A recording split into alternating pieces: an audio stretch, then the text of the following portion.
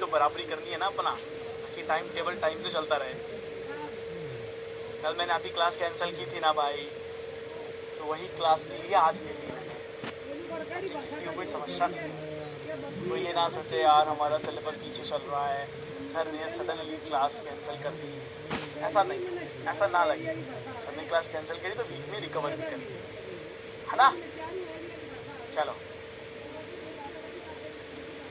सब प्लीज एक बात बता दो, बहुत कंफ्यूज हूँ। अरे पूछो, पहले मयंक का समस्या दूर कर दें, आज मजा आएगा। बिल्कुल सही है। अरे सब अपनी एक बात पूछ लो, तो गर्मी लग रही है, गर्मी लग रही है भाई, पसीना आ रहा है, एक तो एसी नहीं चला रहे थे।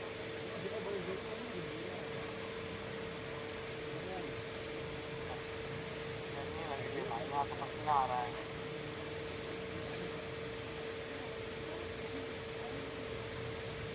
देखो मैंने सबकी एक बात सुनी, किसी की एक बात कोई काम की नहीं। चलो टॉपिक। तो दोस्तों आज हम स्टार्ट करने वाले हैं हमारा एक नया टॉपिक, और नया टॉपिक का नाम है खूनी रिश्ता, है ना। क्या है? ब्लड रिलेशन, है ना। ओके क्लियर है? चलो बहुत बढ़िया, ये इंपॉर्टेंट टॉपिक है। पहली बात, एक क्वेश्चन यहाँ से आएगा ही आएगा, एक क्वेश्चन आपका यहाँ से आएगा ही आएगा, राइट? ओके चलो, तो ब्लड रिलेशन के इस टॉपिक को थोड़ा सा ध्यान से पढ़ लेते हैं, है ना, समझ लेते हैं सब लोग अब थोड़ा सा ईमानदारी से।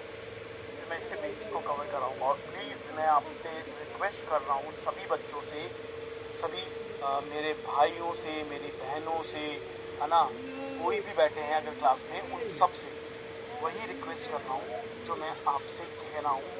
भाई अब इस टॉपिक को अच्छे से समझ लेना, क्योंकि देखो मेरे लिए सिर्फ एक क्वेश्चन काफ़ी है, आप सब लोगों के दिमाग के तोते उड़ा देंगे। नो बुम, मेरे लिए बस एक ही क्वेश्चन काफ़ी है। तो मैं चाहता हूँ तुम उस एक क्वेश्चन को सॉल्व कर दो, राइट? जब आप उस एक क्वेश्चन को सॉल्व करना स्टार्ट कर दोगे ना, मुझे लगेगा कि मेरे बच्चे अब पेपर उड़ा देंगे, ठीक है? तो आप पढ़ लो, ओके? चलिए, तो मैं अभी थोड़ी देर के लिए चैट को ऑफ करता हूँ, क्योंकि बंदर की सीन नहीं, ठीक है? मैं कर रहा हूँ, कुछ भी बोल रहा हूँ। मैंने क्या बोला? कोई भी रिलेशन, एनी रिलेशन अगर इस संसार में आप देख रहे हैं, अगर वो या तो आपके जन्म से जुड़ा हुआ है, या फिर वो आपको शादी के बाद मिला है। अब जन्म से जुड़ने वाले रिश्ते कौन से हैं? पापा मम्मी, भाई बहन, दादा दादी, अंकल आंटी। शादी के बाद कौन आएंगे? बहुत सुंदर पत्नी या पति। बहुत सुंदर इसलिए लगाना पड़ता है ना, क्योंकि सबकी एक्सपेक्टेशन वहीं से ही है, सुंदर होना चाहिए, इसीलिए भैया सुंदर वर्ड यूज कर लिया मैंने। नहीं तो पता हो सर आपने तो पति बोल दिया, सर पत्नी बोल दी, सर ऐसी हुई तो वैसी हुई तो, मैं क्यों बोलूँ कैसी हुई तो, कैसी भी हुई तो इसलिए बहुत सुंदर, है ना, बहुत सुंदर, सुशील, गुणवान, ये और ठीक है।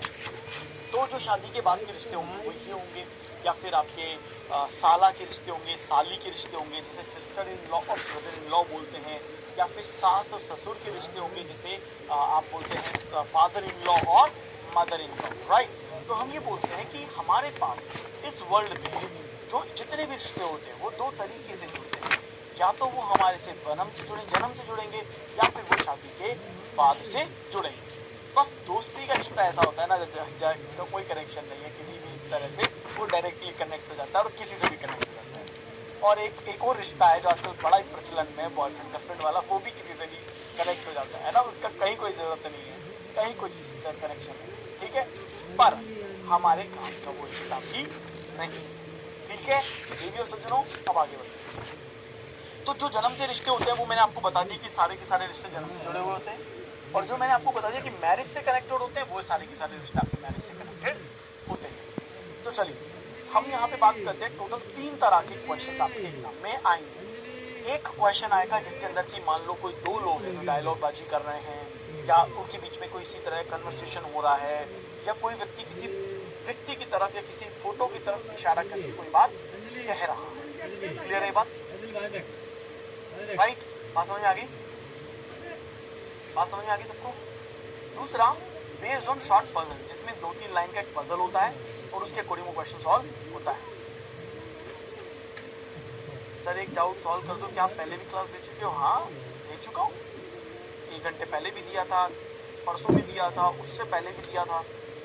और तीसरा होता है कोडेड ब्लड रिलेशन। तो टोटल 3 तरह के क्वेश्चंस आपके एग्जाम में बनते हैं। चलिए, तो सबसे पहली बात, ब्लड रिलेशन में सबसे इंपॉर्टेंट चीज क्या है? तो सबसे पहली चीज जो हमें ब्लड रिलेशन में समझनी है वो है जेंडर। ठीक है, जेंडर आइडेंटिफिकेशन। Gender identification. अब जेंडर आइडेंटिफिकेशन का मतलब क्या होता है? जेंडर आइडेंटिफिकेशन का मतलब ये होता है कि हम जेंडर कैसे पहचानेंगे। मतलब हम तो क्वेश्चन सॉल्व कर रहे हैं, क्वेश्चन सॉल्व करेंगे तो डायग्राम बनाएंगे, तो डायग्राम में हमें कैसे पता लगेगा कि ये मेल है या फिर ये फीमेल है?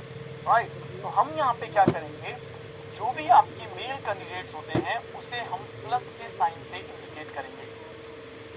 इसके साइन से इंडिकेट करेंगे, प्लस के साइन से इंडिकेट करेंगे, यानी मेल को हम प्लस के साइन से इंडिकेट करेंगे और जो फीमेल होती है, राइट, जो फीमेल होती है उसे हम माइनस के साइन से इंडिकेट करेंगे। यानी कि हम ये कह सकते हैं कि ओवरऑल अगर हमें मेरे को यहाँ पे मेल और फीमेल को इंडिकेट करना है तो मैं इस पर्टिकुलर लाइन से या इस पर्टिकुलर सिंबल से, प्लस से और माइनस से मेल और फीमेल को क्या कर दूंगा, इंडिकेट कर दूंगा या मैं उन्हें बता दूंगा।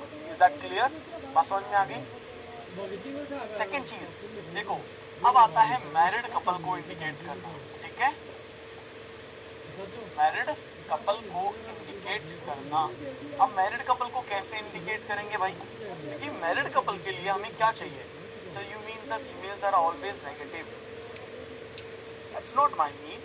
That's your word. My mean is only indication.